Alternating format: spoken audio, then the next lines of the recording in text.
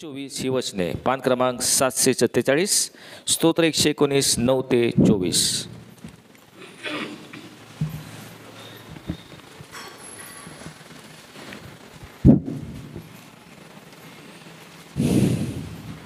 स्तोत्राचा आळीपाळीने वाचन आपण करणार आहोत.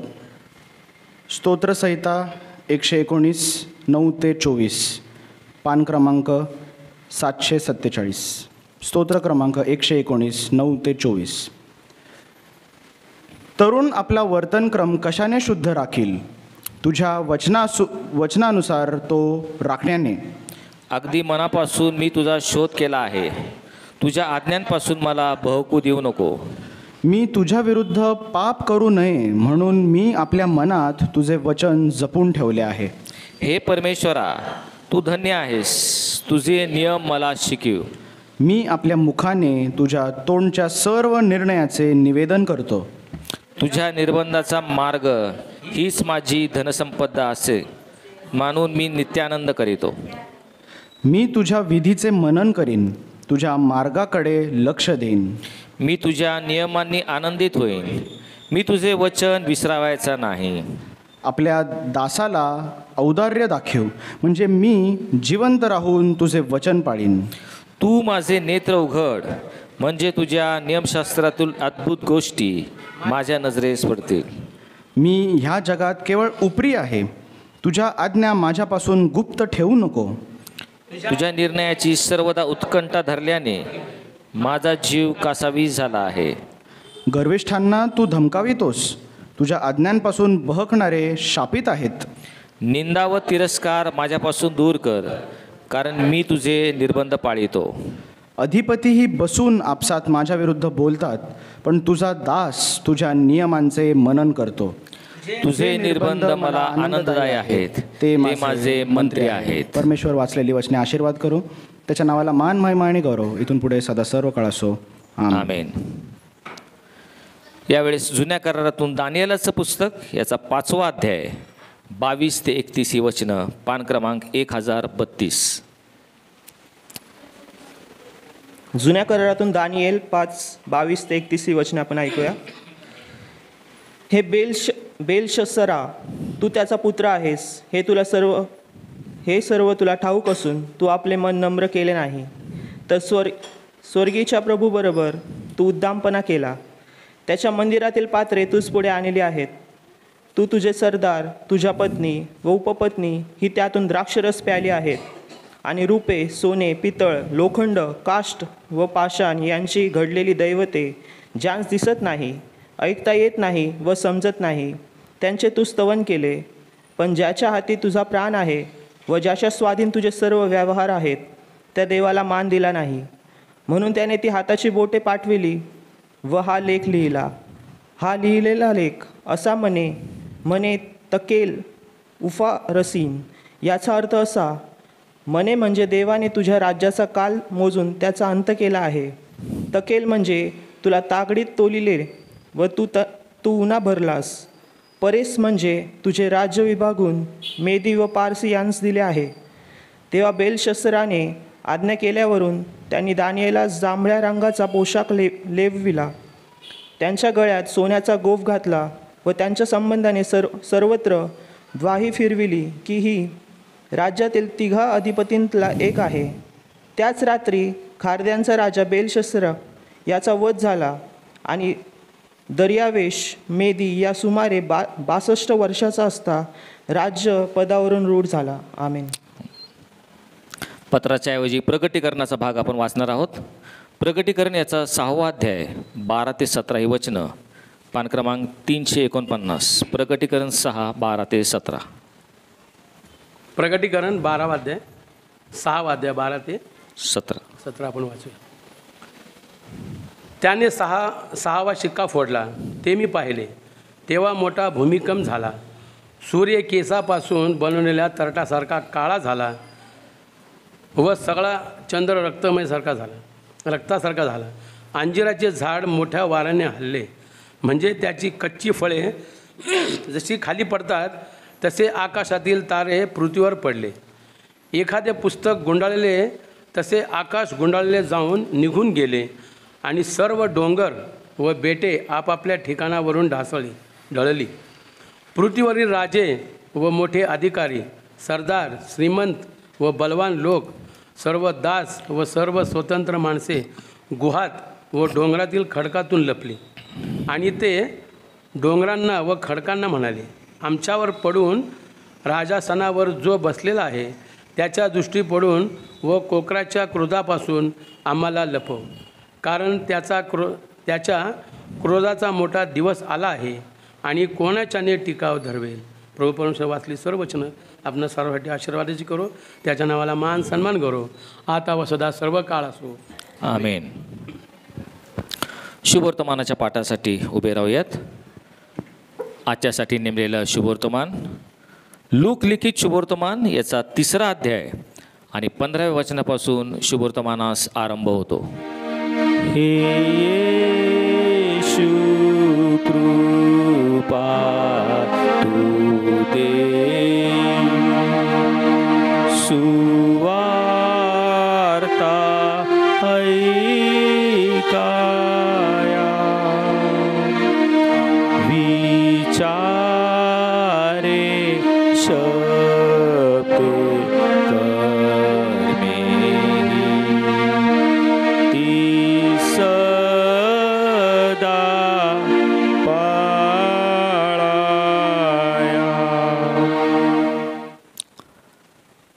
तेव्हा लोक वाट पाहत असत व हाच ख्रिस्त असेल काय असा सर्वजण योहानाविषयी आपल्या मनात विचार करीत असत. आणि योहान त्या सर्वांना सांगत असे की, मी तर तुमचा बाप्तिस्मा पाण्याने करीतो, परंतु जो माझ्यापेक्षा समर्थ आहे, ज्याच्या पायतानाचा बंध सोडवायस मी योग्य नाही, तो येत आहे. तो तुमचा बाप्तिस्मा पवित्र आत्म्याने व अग्नीने करील. आपले खळे अगदी स्वच्छ करावयास व गहू आपल्या कोठारात साठवावयास त्याचे सूप त्याच्या हातात आहे, पण भूस तो न विझणाऱ्या अग्नीत जाळून टाकीन. आणखी तो पुष्कळ निरनिराळ्या बोधाचा गोष्टी सांगत असे व लोकांस सुवार्तेची घोषणा करीत असे.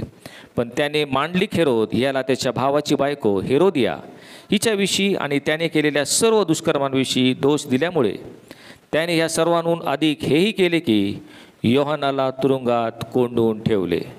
हे ख्रिस्ताचं शुभवर्तमान आहे. देवाला स्तुती असो.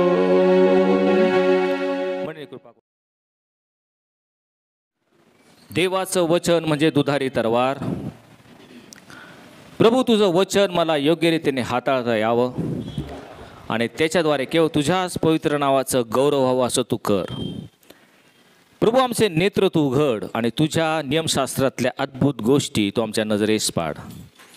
आमचे अंतःकरण तू उघड आणि त्या गोष्टी आत्मसात करण्यास तू आमचा सहाय्य करता हो. धन्यतारक प्रभू येशू ख्रिस्त याच्या नावाने मागितलं म्हणून तू ऐक. आमेन.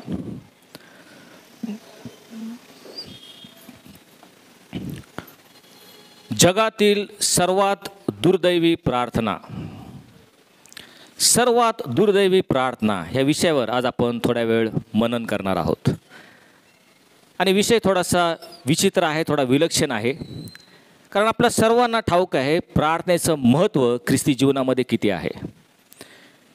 ख्रिस्ती विश्वासणारा हा सर्वसमर्थ देव याच्याशी केवळ प्रार्थनेने संपर्क साधू शकतो. कुठल्याही वेळी, कुठल्याही स्थळी, कोणत्याही कारणास्तव ज्यावेळेस आम्ही स्वतःला अशक्त समजतो, आम्ही पेच प्रसंगामध्ये आहेत, संकटामध्ये आहेत, अरिष्टांनी घेरलेलो आहोत, दुर्धर आजार आहे, घरामध्ये एखादा मृत्यू झालेला आहे, त्यावेळेस ताबडतोब आम्ही परमेश्वराशी प्रार्थनेद्वारे संपर्क साधतो. आपल्या मनातील सुखदुःख परमेश्वराला सांगतो. आमच्या जीवनातील कथा आणि व्यथा त्याच्यामुळे व्यक्त करतो. आणि आमचा देव जिवंत परमेश्वर आहे. तो एखादी मूर्ती नाही की ज्याला डोळे आहेत परंतु दिसत नाही, कान आहेत परंतु ऐकू येत नाही, तोंड आहे परंतु बोलता येत नाही. तर आमचा तो जिवंत देव आहे. तो आम्हा प्रत्येकाच्या प्रार्थना ऐकतो, त्या प्रार्थना आपल्या स्मरणामध्ये ठेवतो आणि योग्य वेळेत त्या प्रार्थनेचं उत्तर तो आम्हाला देतो. असा आमचा प्रार्थना ऐकणारा आणि त्याचं उत्तर देणारा आमचा परमेश्वर आहे. आणि म्हणून प्रत्येकजण आपल्या वैयक्तिक आयुष्यामध्ये प्रार्थना किती महत्त्वाची आहे याचा अनुभव आपण प्रत्येकाने घेतला असेल हे वेगळं सांगणं नको. परंतु आजचा आपला विषय म्हणजे सर्वात दुर्दैवी प्रार्थना. प्रार्थना दुर्दैवी कशी असू शकते, चला तर पवित्र शास्त्रातून आपण पाहण्याचा प्रयत्न करूयात. आपल्या सर्वांना प्रार्थनेचं महत्त्व माहिती असतानाच पवित्र शास्त्रात काही उदाहरणं आपण पाहूयात की प्रार्थनेच्या बळावर प्रार्थनेने मोठमोठे चमत्कार, अद्भुत गोष्टी परमेश्वराने घडून आणल्या आणि अनेकांचे जीवन त्याने आशीर्वादित केले आणि तृप्त केले असं आपल्या सर्वांच्या परिचयाचं आहे. जुन्या करारातले काय उदाहरणं पाहूयात. सर्वप्रथम शमूएलाचं उदाहरण आपल्या डोळ्यासमोर आहे. शमूएलाचं पहिलं पुस्तक जर आपण वाचलं तर पहिल्याच अध्यायामध्ये एल्काना नावाचा एक मनुष्य आहे आणि त्याला 2 बायका आहेत. एकीचं नाव हन्ना आणि दुसरीचं पनिना. पनिना हिला मुलंबाळे होती, परंतु हन्ना ही वांज होती, तिला मुलबाळ नव्हते. आणि म्हणून हन्ना ही पवित्र मंदिरामध्ये गेली आणि परमेश्वराजवळ ती प्रार्थना करत आहे. आपलं मन व्याकुळ करून ती कळवळीने परमेश्वराची प्रार्थना करत आहे. आणि प्रार्थना करत असताना ती तोंड तिचे हालत आहेत, ओठ हालत आहेत, परंतु शब्द काय बाहेर पडत नाहीत. आणि हे तेथील जो याजक एली याने तिला पाहिलं आणि तो तिच्याजवळ येऊन म्हणतो, आता किती वेळ तू दारूच्या नशेत असणार आहेस, ही दारूची नशा तू सोडून दे. त्यावेळेस हन्ना त्याला म्हणती, मी खूप दुःखित आणि निराशित अशी स्त्री आहे. माझं मन मी परमेश्वराजवळ मोकळं करत आहे आणि म्हणून मी कळकळीची प्रार्थना करत आहे. हे ऐकल्यावर तो एली म्हणतो, जी काय प्रार्थना तू परमेश्वराकडं करत आहेस ती प्रार्थना तुझी मान्य हो, असा एली याजक म्हणत आहे. आणि ती कोणती प्रार्थना करत आहे आपल्या सर्वांना ठाऊक आहे. तिने प्रार्थना केली होती की परमेश्वरा, मी निसंतान आहे आणि जर तू मला पुत्र दिलास तर जन्मापासून त्या पुत्राला मी तुझ्याकडे वाहून देईल. ही प्रार्थना ती करत होती. आणि त्याच वर्षी परमेश्वराने तिची प्रार्थना ऐकली. एल्कानापासून तिला एक पुत्र झाला. त्याचं नाव तिने शमूएल असं ठेवलं. शमूएल म्हणजे परमेश्वरापासून मागितलेला. परमेश्वराकडे तिने प्रार्थना केली, परमेश्वराने प्रार्थनेचं उत्तर तिला दिलं, तिला पुत्र झाला आणि त्याला शमूएल असं नाव दिलं. प्रार्थनेचं महत्त्व या ठिकाणी आपल्याला दिसून येत आहे. थोडंसं पुढं गेलं तर इस्रायलाचा राजा शल्मोन, ह्या शल्मोनाने मोर्या पर्वतावर परमेश्वरासाठी एक भव्य दिव्य डोळ्याचे पारणं फेडणारं असं एक भव्य मंदिर बांधलं आणि ते मंदिर त्याने समर्पित केलं. त्यावेळेस परमेश्वराचे शब्द त्याला ऐकू आले. परमेश्वर शल्मोनाला म्हटला, हे मंदिर माझ्या नावाकरता आता मी पवित्र केलेलं आहे. माझं मन या मंदिरामध्ये सतत असेल आणि ह्या ठिकाणी केलेल्या प्रार्थना याच्याकडं माझे डोळे लागले असतील आणि माझे कान सतत लागतील. या ठिकाणी केलेल्या प्रार्थना याच्याकडे माझे डोळे उघडे असतील आणि माझे कान सतत लागतील, असं परमेश्वराने त्यांना आश्वासन दिलं होतं. आमच्या प्रार्थनेकडं परमेश्वराचं सदैव लक्ष असतं. आम्ही प्रार्थना करण्यासाठी जेवढे तत्पर असतो त्याहीपेक्षा कितीतरी अधिक आमची प्रार्थना ऐकण्यासाठी तो देव सत्वर असतो. आणि म्हणून प्रार्थनेचं महत्त्व आपल्या सर्वांना ठाऊक आहे. आणि अशा प्रकारे अनेक जर उदाहरण पाहिले तर अनेक वेळा प्रार्थना केल्यानंतर किती अद्भुत चमत्कार घडले, कसं परमेश्वराने हस्तक्षेप केले हे आपल्या सर्वांना माहिती असेल. देवाचा सेवक एलिया कर्मेल डोंगरावर उभा आहे. तो एकटा आहे आणि त्याच्या विरुद्ध बाल देवताचे 4.5 संदेष्टे उभे आहेत. आणि एलिया त्यांना म्हणतो, तुम्ही दोनो मथावर कोठवर लटपटाल. परमेश्वर देव असेल तर त्याचे भजन लागा आणि बाल जर हा देव असेल तर तुम्ही त्याची सेवा करा. आणि आज आपला निर्णय होईल. जो देव अग्नीच्या स्वरूपाने प्रार्थनेचं उत्तर देईल तोच खरा देव असं आपण समजू. आणि म्हणून तुम्ही एक अर्पण घ्या, आपल्या देवाला, बाल देवताला अर्पा. जर तुम्हाला जमलं नाही तर मी माझ्या परमेश्वराला अर्पण करेल. पाहूयात कोणता देव प्रार्थनेचं उत्तर देतो. आणि मग हे 450 बाल देवताचे संदेष्टे यांनी त्या मोर्या पर्वतावर एक अर्पण केलं आणि सकाळपासून संध्याकाळपर्यंत दिवसभर त्या बाल देवताची ओरड त्यांनी केली.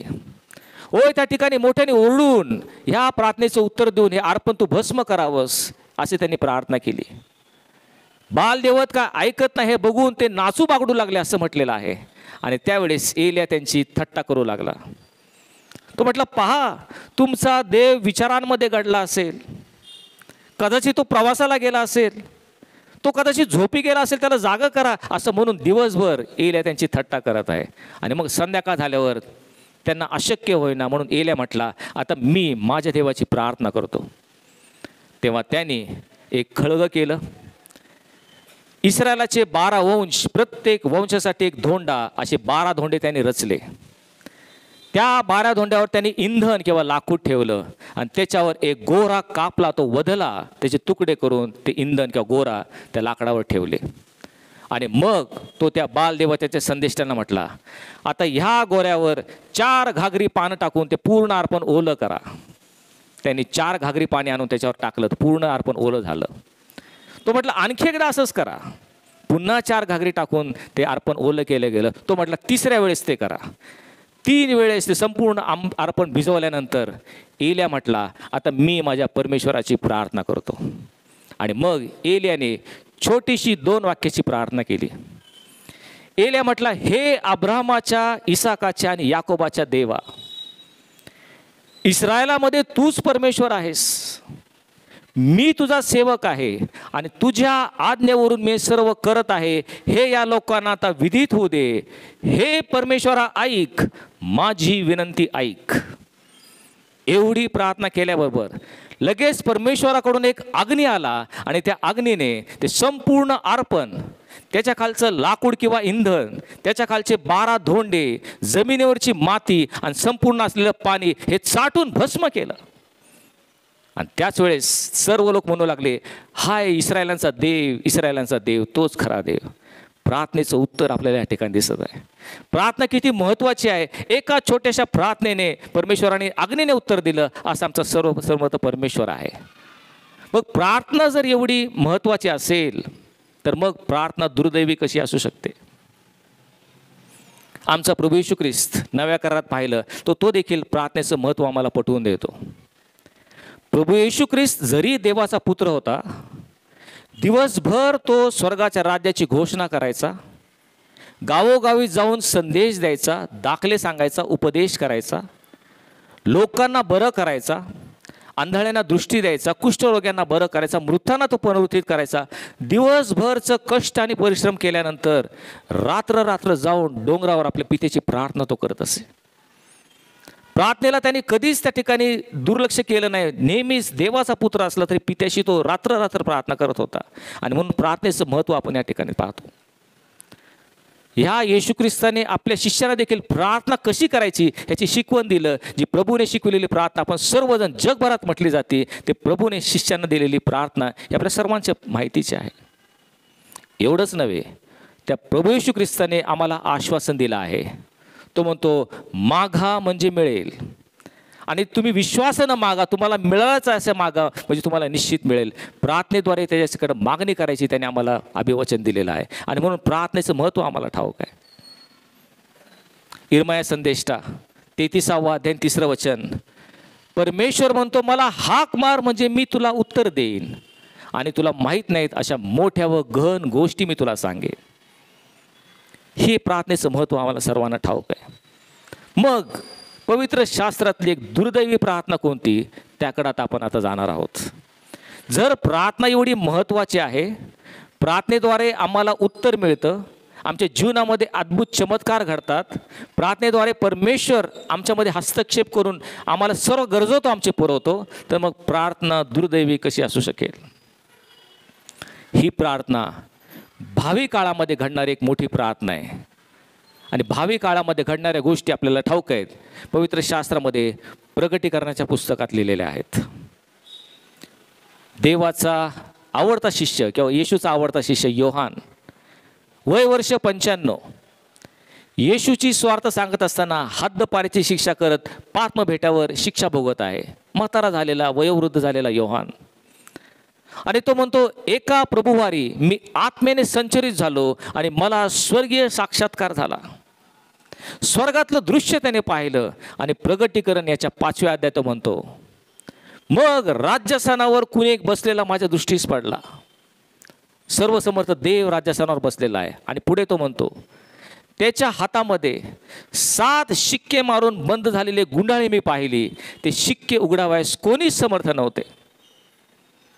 त्याला दृश्य दिसत आहे, देव त्या राजस्थानावर बसलेला आहे, त्याच्या हातामध्ये गुंडाळी आहे आणि ते गुंडाळी 7 शिक्के मारून बंद करण्यात आली आहे.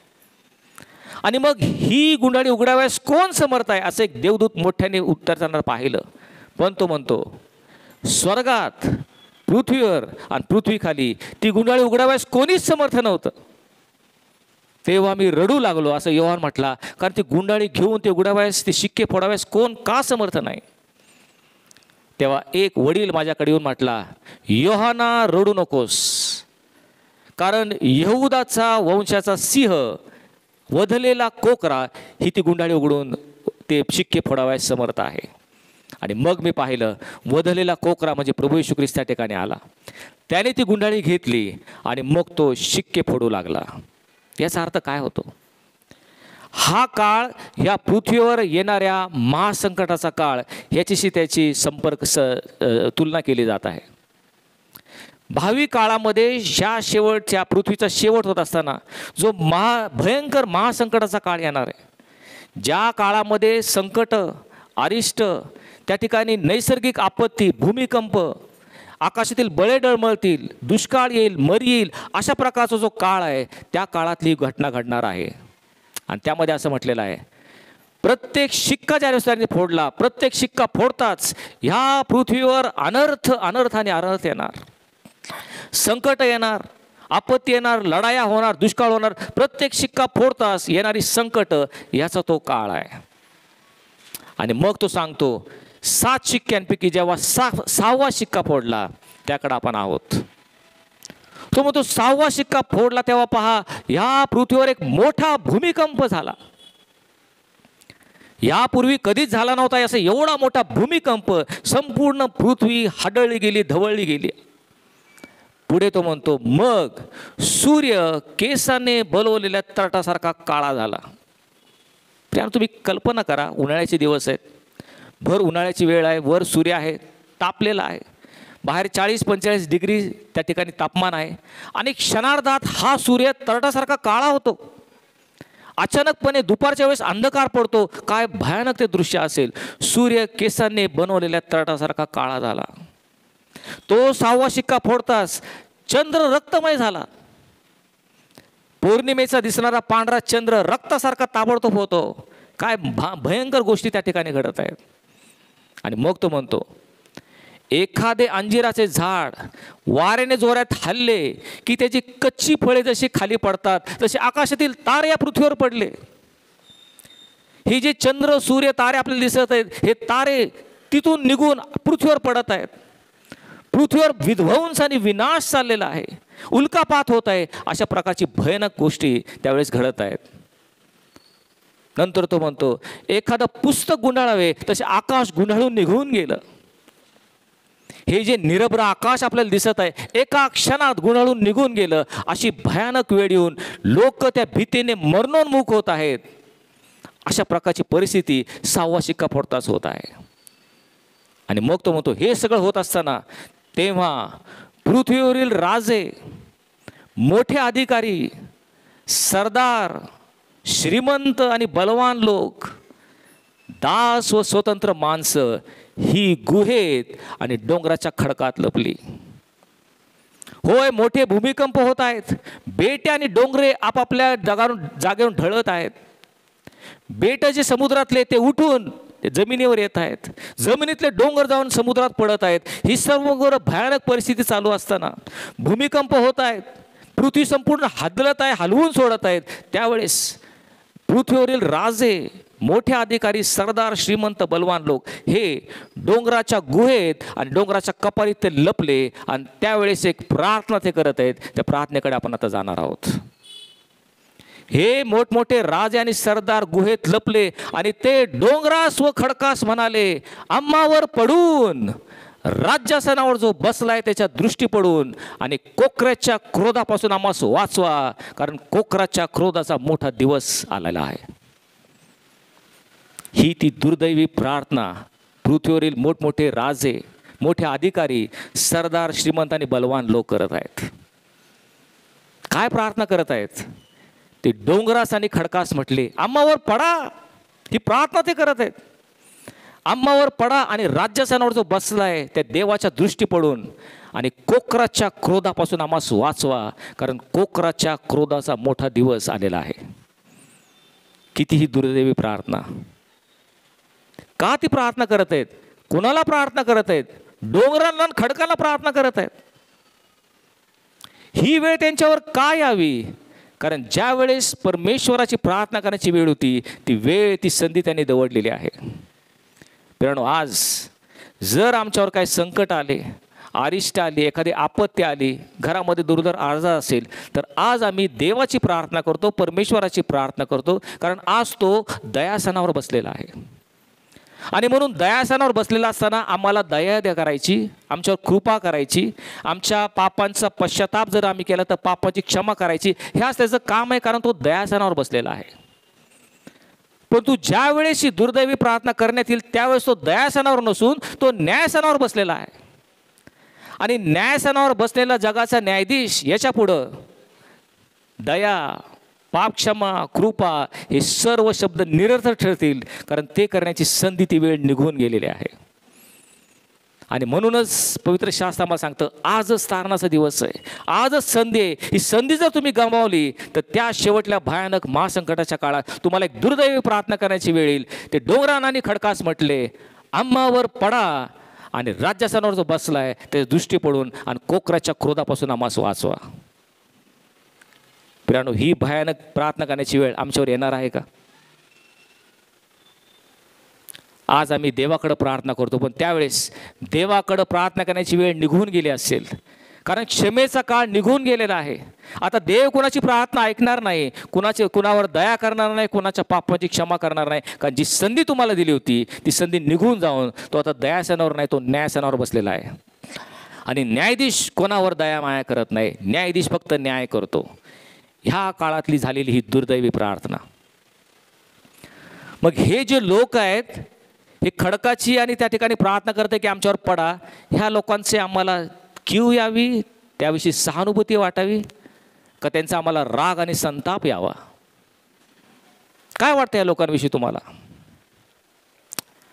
हे जे लोक प्रार्थना करत आहेत, खडकाची आणि डोंगराची प्रार्थना करत आहेत, आमच्यावर पडा, आम्हाला मारून टाका, कारण कोकराच्या क्रोधाचा मोठा दिवस आलाय, यांच्याविषयी तुम्हाला कीव यावी का त्यांचा संताप वाटावा? प्रियानो, समजा एखादी आंधळी व्यक्ती आहे आणि ती काठी घेऊन चाचपडत चाललेली आहे आणि चुकून त्या आंधळ्या व्यक्तीने जर आपल्या पायावर पाय दिला, आपल्याला त्याचा राग येतो का आपल्याला त्याची कीव येते? आपल्याला त्याच्याविषयी सहानुभूती वाटते नाही, आपल्याला त्याची कीव येते, कारण ती आंधळी आहे आणि ती चुकून तिने आपल्या पायावर पाय दिले, आपण लगेच त्याला ताबडतोब त्याला मदत करू. परंतु एखादी डोळस व्यक्ती आहे, तिला सगळं काय दिसतं आणि जर तिने आपल्या पायावर पाय दिला तर तुम्हाला त्याचा कीव येईल का तुम्हाला त्याचा संताप येईल? निश्चितच आपल्याला त्याच्याविषयी क्रोध येतो, संताप येतो, की तुला दिसत असून तू माझ्यावर पायावर पाय का देतो? प्रियानो, ह्या अंधकारमय जगातील लोक पहा, जगाच्या दैवताने त्यांची मने आंधळी केलेली आहेत. आणि म्हणून मार्ग, सत्य आणि जीवन कोण आहे? येशू ख्रिस्त आहे, ह्याची त्यांना माहिती नाही, त्या बाबतीत ते आंधळे आहेत. येशू ख्रिस्त जगाचा तारणार आहे याच्याविषयी त्यांना किंचितही कल्पना नाही. येशू ख्रिस्ताच्या रक्ताद्वारे आम्हाला सार्वकालिक जीवन आहे याची त्यांना माहिती नाही. आणि म्हणून अशा लोकांनी जर ती प्रार्थना केली तर आम्हाला निश्चितपणे त्यांची थोडीशी सहानुभूती वाटेल, आम्हाला त्यांची कीव येईल. परंतु तुम्ही आणि मी, आम्हाला पूर्ण कल्पना आहे की येशू ख्रिस्त हा मार्ग, सत्य आणि जीवन आहे, तो जगाचा तारणारा, हे आम्ही लहानपणापासून जाणतो, ते आम्ही शिकलेलो आहोत. येशू ख्रिस्ताच्या रक्ताद्वारेच केवळ सार्वकालिक जीवन आहे हे सर्व माहिती असून जर आम्हाला ती प्रार्थना करण्याची वेळ आली तर त्याबद्दल संताप आणि क्रोध आल्याशिवाय राहणार नाही. आज आम्हाला संधी आहे, येशू ख्रिस्ताद्वारेच तारण आहे, आपण जाणतो, बाकीचे लोक त्यांना जाणत नाहीत. कारण आकाशाखाली कुणाकडून तारण व्हावं असं दुसरं नाव ह्या जगामध्ये कुणाकडे दिलेलं नाही, असं पवित्र शास्त्र आम्हाला सांगते. स्वर्गात, पृथ्वीवर आणि पृथ्वीखाली कोणाकडूनही तारण व्हावं असं येशूशिवाय दुसरं कोणी नाव दिलं नाही. हे माहिती असून जर आम्ही त्याविषयी निष्काळजी राहिलो, गाफील राहिलो, पश्चाताप पाहून, पापांची क्षमा पाहून आम्ही आमचं तारण साध्य केलं नाही, तर शेवटल्या दिवशी ज्यावेळेस आम्ही प्रार्थना करू, हे डोंगरानो खडकानो आमच्यावर पडा, आणि राज्यस्थानावर जो बसलाय त्या दृष्टी पडून आणि कोकराच्या क्रोधापासून आम्हाला वाचवाय, ही प्रार्थना केल्यास संतापान क्रोध आल्याशिवाय राहणार नाही का? आज संधी आहे तोवरच आपण त्या ठिकाणी आमचं तारण साधून घेतलं पाहिजे, नाही तर शेवटी ती दुर्दैवी प्रार्थना करण्याची वेळ आम्हाला येईल. आणि म्हणून पेत्र त्याच्या पत्रामध्ये आम्हाला एक धोक्याचा इशारा देत आहे. पेत्र म्हणतो, प्रभू व तारणारा येशू ख्रिस्त याच्या ज्ञानाच्या द्वारे ह्या जगाच्या घाणीतून सुटल्यानंतर पुन्हा जर आम्ही त्याच्यामध्ये गुंतलो आणि त्याच्या कह्यात गेलो, तर त्यांची शेवटली दशा पहिल्या देशापेक्षा वाईट झालेली आहे. प्रभू तो तारणार आहे, त्याचं ज्ञान आम्हाला प्राप्त झालं आणि त्याच्याद्वारे जगाची जी घाण आहे, हे जग पापाच्या खाईत पडलेलं आहे, पापाच्या दलदलीत ते अडकलेले आहेत आणि त्याच पापी जीवनामध्ये आम्ही सुद्धा गेलो, माहिती असून जर आम्ही गेलो, तर तो म्हणतो तुमची शेवटली दशा पहिल्यापेक्षा वाईट होईल. नीतिमत्वाचा मार्ग समजून आल्यानंतर जर आपणास दिलेल्या पवित्र आज्ञेकडे आपण पाठ केली तर भयानक चित्र आहे. तो म्हणतो त्यापेक्षा ती न समजणं तुमच्यासाठी चांगलं होतं. ज्यावेळेस तुम्हाला नीतिमत्वाचा मार्ग समजून आलेला आहे, येशू ख्रिस्ताची ओळख तुम्हाला झालेली आहे, आणि तरी जर तुम्ही ह्या आज्ञेकडं पाठ करता आणि जगाच्या दिशेने जाता, तो म्हणतो त्यापेक्षा जे अंधकारमय जगातले लोक आहेत त्यांचा न्यायाच्या दिवशी त्यांना अधिक सोपं जाईल. त्यांना येशूची माहितीच नाही, त्यांना तारणाविषयी काही कल्पना नाही, आणि म्हणून त्यांच्या न्यायाच्या वेळेस परमेश्वर कदाचित त्यांना अधिक सहानुभूती दाखवेल, त्यांचा न्याय थोडा सोप्या रीतीने होईल. पण तुम्ही सर्व माहिती असून पुन्हा जर तुम्ही त्या घाणीत गेला, आपल्या दिलेल्या पवित्र आज्ञेकडे पाठ केली, तर तुमची शेवटली दशा वाईट झालेली आहे. तुमचा न्याय अधिक कडकपणापणात होईल, हे तुम्ही लक्षात ठेवा. आणि म्हणून तो म्हणतो, आपल्या ओकारीकडं परतलेलं कुत्र आणि अंग धुतल्यानंतर गाळात गेल्यास लोळणारी डुकरीन, अशी जी गत आहे, अशी त्यांची गत झाली आहे. जर आम्हाला सर्व प्रकारचं नीतिमत्व माहिती आहे, आम्ही पवित्र राहण्याची गरज आहे, पापापासून अलिप्त राहायला पाहिजे असं असू नये, जर आम्ही पुन्हा पाप करतो, पुन्हा त्या जगाच्या घाणीत जातो, तर आमची दशा कशी आहे? ओकारीकडं परतलेलं कुत्र. कुत्र्याची घाण सवय आहे, ते म्हणजे ते कुत्र ओकारी करतं, ओकतं, काही वेळाने फिरून येऊन त्याची ओकारी जी आहे तीच पुन्हा खातं. अगदी तशीच तुमची गत झालेली आहे. जे गलिच्छ आहे, घाणेरडं आहे, तेच तुम्ही पुन्हा पुन्हा त्याचा स्वाद घेता, त्याचं सुख घेता. तुमची गत तशी झालेली आहे. किंवा एखादी डुकरी नाही, तिला संपूर्ण आंघोळ घातली, तिला स्वच्छ केलं, पण तिच्या स्वभावाप्रमाणे पुन्हा ती गाळात लोळण्यास गेली, तशी तुमची गत झालेली आहे. आणि म्हणून तुम्ही सावध असलं पाहिजे. पश्चाताप न पावलेल्यांची ती प्रार्थना आहे. आज जर तुम्ही पापाचा पश्चाताप केला, म्हणजे पापाची क्षमा मागून त्यापासून परावृत्त झाला, ख्रिस्तामध्ये एक नवी उत्पत्ती झाला, तर ती प्रार्थना करण्याची तुम्हाला वेळ येणार नाही. पण जर तुम्ही पश्चाताप पावला नाही, तर तुम्हाला ती दुर्दैवी प्रार्थना शेवटी करावी लागेल. आणि किती प्रार्थना कोणाची?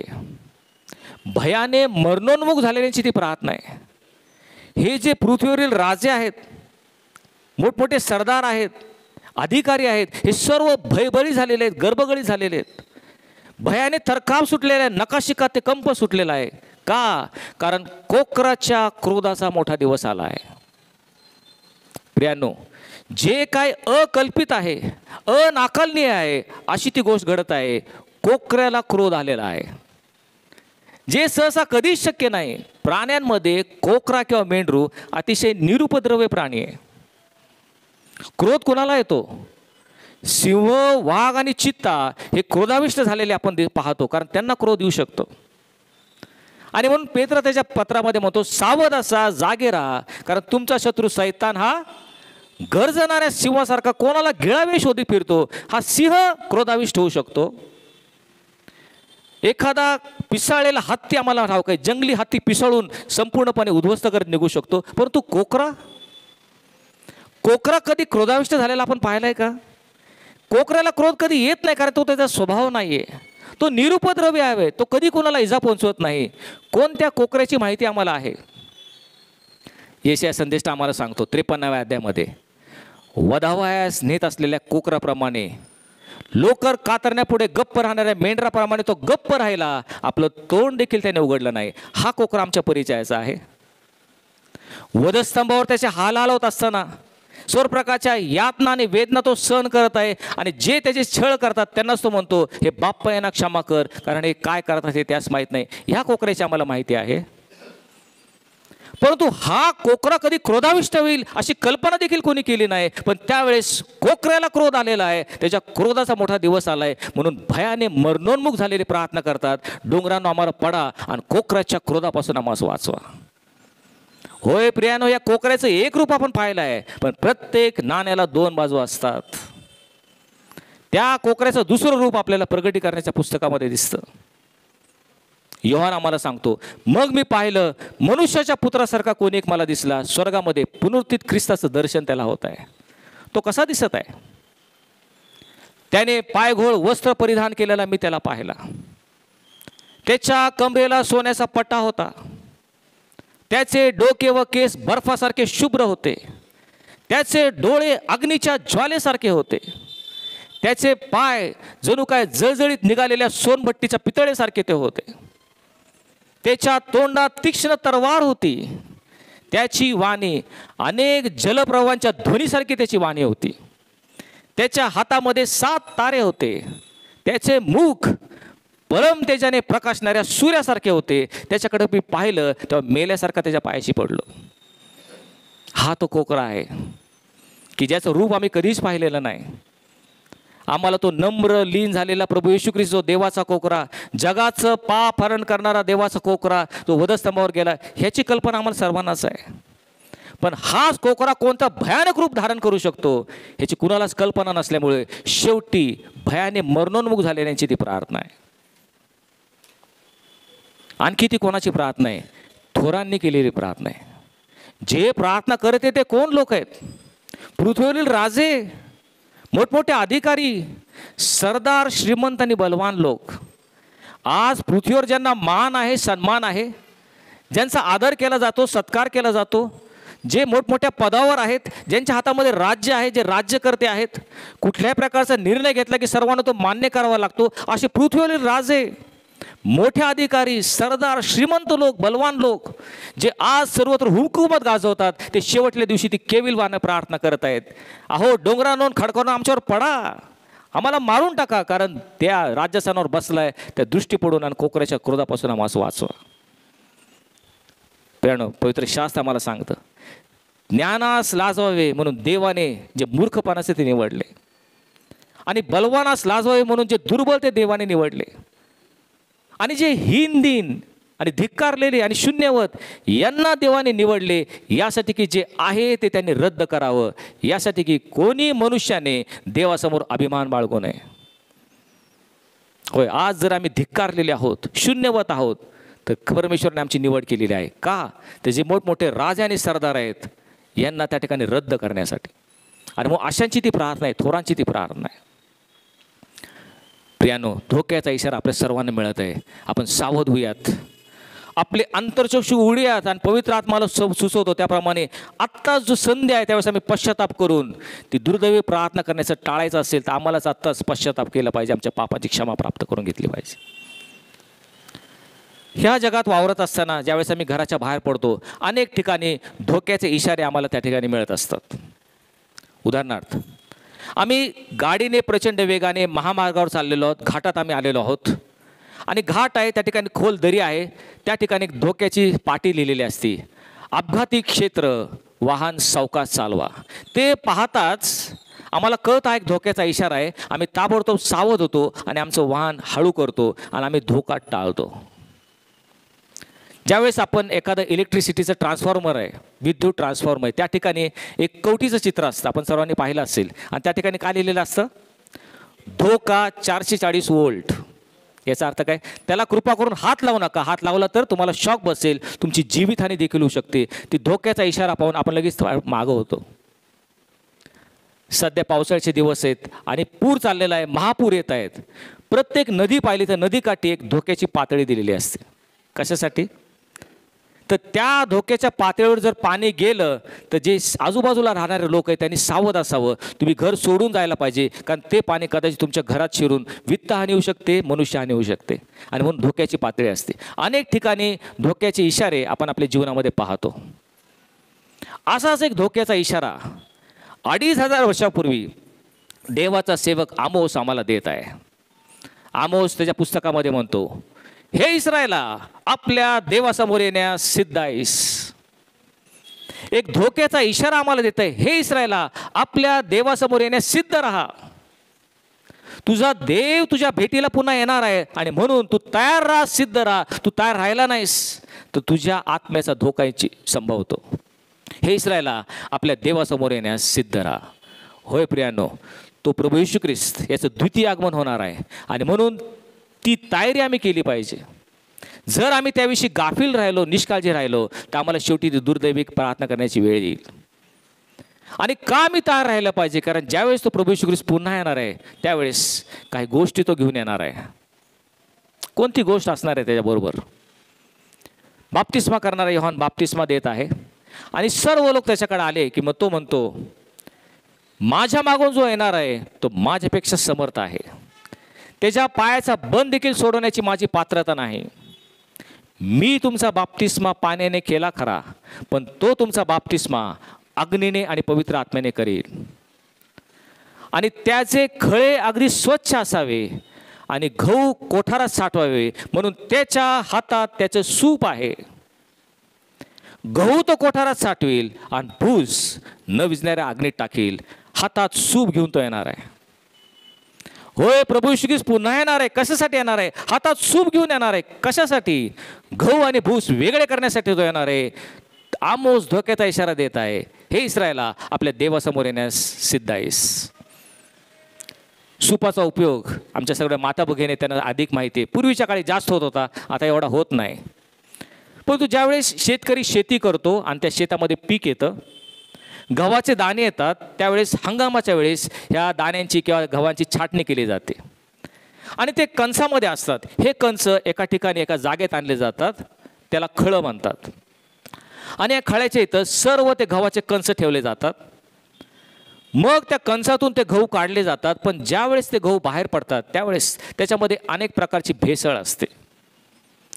त्यामध्ये माती आहे, पालापाचोळा आहे, त्यामध्ये भुसा आहे आणि हे सगळे गहू त्या भेसळीपासून विभक्त करण्यासाठी ते गहू त्या सुपात घेतले जातात आणि सूप त्या ठिकाणी हवेमध्ये असं हलवलं जातं. हलवल्यानंतर गहू जड असतात, त्यामुळे ताबडतोब ते खाली पडतात.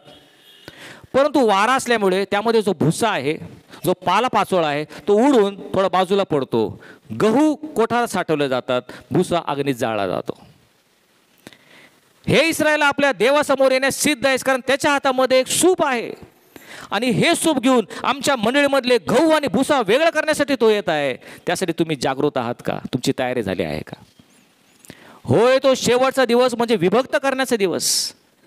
त्या ठिकाणी 2 गट पाडण्याचा दिवस आहे. प्रभू येशू ख्रिस्त येईल, हातामध्ये सूप असेल, गहू आणि भुसा तो वेगळे करील, गहू कोठारात साठवेल आणि भुसा तो जाळून टाकेल. आज गहू आणि भुसा एकत्रित आहेत. आज सर्व भेसळ झालेले आहे. कोण यातलं गहू आहे आणि कोण भुसा आहे आज सांगता येत नाही. जे नीतिमान गव्हासारखे आहेत ते नंतर कोठारात साठवले जातील. जे भुसासारखे अधर्मी आहेत ते अग्नीत जाळले जातील. तुम्ही शेवटल्या दिवसासाठी तयार आहात का? मग मनुष्याचा पुत्र येईल, मेघारूढून येईल, त्यावेळेस शेरडापासून मेंढरे तो वेगळे करणार असं म्हटलेलं आहे. तो शेरडास आपल्या डावीकडं आणि मेंढरास आपल्या उजवीकडे ठेवेल. आज मंडळीमध्ये, आमच्या समाजामध्ये शेरड आणि मेंढर एकत्र वावरत आहेत. आमच्यातलं कोण शेरडू आणि कोण मेंढरू आज आम्हाला कळत नाही, कारण आम्हाला अंतकरण आम्हाला समजू शकत नाही. पण आमचा देव अंतकरण पारखणारा, अंतकरण चाळून पाहणारा, हृदय तोलणारा देव आहे. त्याला पूर्ण माहिती आहे यामधले शेरडो कोण आहे आणि मेंढरो कोण आहे. शेरडा डावीकडे ठेवून तो अग्नीमध्ये त्या ठिकाणी नाश करण्यासाठी पाठवणार आहे. मेंढरांचा तो त्या ठिकाणी सार्वकालिक जीवनामध्ये प्रवेश होणार आहे. आपल्या देवासमोर येण्यास तू सिद्ध आहेस. हातामध्ये सूप घेऊन तो येणार आहे. त्यासाठी आम्ही तयार आहोत का? आणखी त्याच्या हातामध्ये काय आहे? दानिएल आम्हाला सांगतो त्याच्या हातामध्ये तराजू किंवा तागडी आहे. बेलशिस्सर राजा हा बाबिलोनमधला राजा होता आणि त्याने एकदा मोठी मेजवानी दिली आणि त्या मेजवानीच्या वेळेस त्याचा बाप नबुकदनेस्सर यांनी यरूशलेमेच्या मंदिरातून जी सोन्याची पात्र आणली होती तो म्हटला ती घेऊन या आणि त्या पात्रातून त्यांनी मद्यप्राशन केलं. दारू पिऊन त्या परमेश्वराच्या पात्रातून मद्यप्राशन केलं. हे मोठं पाप त्यांच्याकडून घडवताच त्याच वेळेस ते जो मोठा त्या ठिकाणी मेजवानी चालली होती तेथे एका भिंतीवर मानवी हाताची बोटं उमटली आणि त्यांनी परमेश्वराचा न्याय त्या ठिकाणी ते लिहू लागली. त्या बोटं लिहू लागली, मने मने तकेल फारसेन. आणि ह्या वाक्याचा अर्थ कोणाला समजेना आणि म्हणून दानिएलला बोलवलं गेलं. दानिएल हा त्या ठिकाणी ज्ञानी होता आणि संपूर्ण भाषेचा अर्थ त्याला माहीत होता. आणि म्हणून दानिएल म्हणतो, हे राजा, ह्या वाक्याचा अर्थ असा, मने मने म्हणजे तुझ्या राज्याचे दिवस मोजले आहेत आणि तुझा काळ आता संपलेला आहे, तू राज्यपदावरून निघून जाशील. तकेल म्हणजे तुला तागडीत तोललं तू उन्हा भरलास. आणि उफारसीन म्हणजे तुझं राज्य आता मेद आणि पारशियांना वाटून देण्यात येणार आहे. तुला तागडीत तोललं आणि तू उन्हा भरलास. प्रभू येशू ख्रिस्त आपलं द्वितीय आगमन होत असताना हातामध्ये तागडी आणि तराजू घेऊन येणार आहे. त्या तागडीच्या एका पात्रामध्ये त्याचे न्याय, त्याचे आज्ञा हे ते ठेवणार आहेत. आणि जर तुम्ही आणि मी ह्या आज्ञा पालन केलेलं नाही, त्याच्या मार्गामध्ये आम्ही चालत नाही, त्याला संतुष्ट जीवन आम्ही जगत नाही, त्याच्या पावलावर पाऊल टाकून आम्ही चालत नसू, जर आम्ही तागडीत उन्हे भरलो तर आम्हाला अग्नीचं सरोवर हे त्या ठिकाणी देण्यात येईल. हातात तागडी घेऊन तुम्हाला मला तोलण्यासाठी येणार आहे. प्रत्येकाचा न्याय होणार आहे. आम्ही जे कृत्य या ठिकाणी केले त्या कृत्याप्रमाणे प्रत्येकाचा न्याय होईल. जे उन्हे भरतील त्यांना सार्वकालिक नाश. त्यासाठी तुम्ही तयार आहात का? हे इस्रायल, आपल्या देवासमोर येण्यास सिद्ध आहेस. शेवटी प्रभू येशू ख्रिस्त पुन्हा येणार आहे. हातात काय घेऊन येणार आहे? होय, आपण पाहिलं, हातात सूप घेऊन गहू आणि भुसा वेगळं करण्यासाठी तो येणार आहे. हातात तागडी घेऊन आम्हा प्रत्येकाला तोलून आम्ही उन्हे भरतो का हे पाहण्यासाठी तो येणार आहे. आणि शेवटी आमोस आम्हाला सांगतो, हातामध्ये ओळंबा घेऊन तो येणार आहे. आमोस याचा 7वा अध्याय 7वं वचन, तो म्हणतो, पहा, एक दृष्टांत मी पाहिला आणि त्यामध्ये प्रभूला पाहिलं. प्रभू एका भिंतीवर उभा आहे आणि त्याच्या हातामध्ये ओळंबा आहे. ओळंबा म्हणजे काय? ओळंबा ह्याचा वापर गवंडी लोक करतात. ज्यावेळेस एखादी भिंत बांधायची असेल, हे जे बांधकाम आहे ते योग्य आहे का, सरळ रेषेत आहे का, हे पाहण्यासाठी ओळंबा वापरला जातो. ओळंबा म्हणजे एक दोरी असते आणि त्याच्या खाली एक लोखंडी धातू असतं आणि ती जी दोरी आहे तो ओळंबा बरोबर रेषेत धरला जातो. जी भिंतचं बांधकाम योग्य आहे, ओळंबाच्या आत आहे, ते योग्य आणि सुरक्षित बांधकाम ठरवलं जातं. जेवढं बांधकाम त्या ओळंब्याच्या बाहेर आहे ते असुरक्षित आहे, कुचकामी आहे, निरुपयोगी आहे आणि म्हणून ते छाटून भिंतीपासून वेगळं केलं जातं. त्यासाठी ओळंबाचा वापर करण्यात येतो. योग्य आणि अयोग्य ह्याचे भेद करण्यासाठी, विभागणी करण्यासाठी ओळंबा वापरतात. तेव्हा आमोस म्हणतो, मी पाहिलं प्रभूला हातात ओळंबा घेऊन उभा आहे. प्रभू मला म्हटला, आमोसा तुला काय दिसतं? आमोस म्हणतो, प्रभू मला ओळंबा दिसत आहे. प्रभू म्हणतो, जा माझे लोक इस्रायल यांना सांग, मी तुमच्यामध्ये ओळंबा धरला आहे, यापुढे मी तुमची गय करणार नाही. होय, हातात ओळंबा घेऊन आम्हा प्रत्येकाचं निरीक्षण करण्यासाठी तो येणार आहे. जर आम्ही अयोग्य प्रकारे जगलेलो आहे, जर आमचं निकृष्ट दर्जाचं आमचं ख्रिस्ती बांधकाम झालेलं असेल, तो छाटून आम्हाला वेगळं करण्यासाठी, मंडळीपासून वेगळं करून आम्हाला अग्नीच्या सरोवरात टाकण्यासाठी तो हातात ओळंबा घेऊन येणार आहे. आणि म्हणून हे इस्रायला, आपल्या देवासमोर येण्यास सिद्ध आहेस. आपण पाहिलं, ते शेवटची दुर्दैवी प्रार्थना करण्याची वेळ आपल्याला येऊ नये म्हणून आपल्या देवासमोर जाण्यासाठी आम्ही सिद्ध आहोत का, तयार आहोत का?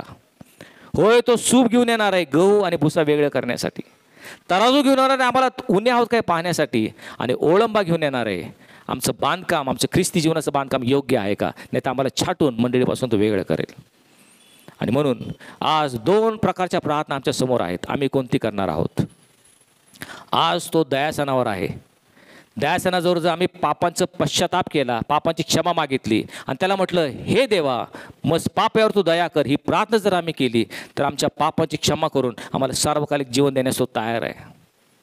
पण आज जर आम्ही आमच्या पापांचा पश्चाताप केला नाही, आम्ही त्याकडे दयेची क्षमा याचना मागितली नाही, पश्चाताप न पावलो, तर त्या शेवटल्या दिवशी ती दुर्दैवी प्रार्थना करण्याची वेळ आमच्यावर येईल. ते डोंगरांना आणि खडकांना म्हटले, आमच्यावर पडून, राज्यासनावर जो बसलाय त्याची दृष्टी पडून, आणि कोकरेच्या क्रोधापासून आम्हास वाचवा, कारण कोकरेच्या क्रोधाचा मोठा दिवस आला आहे.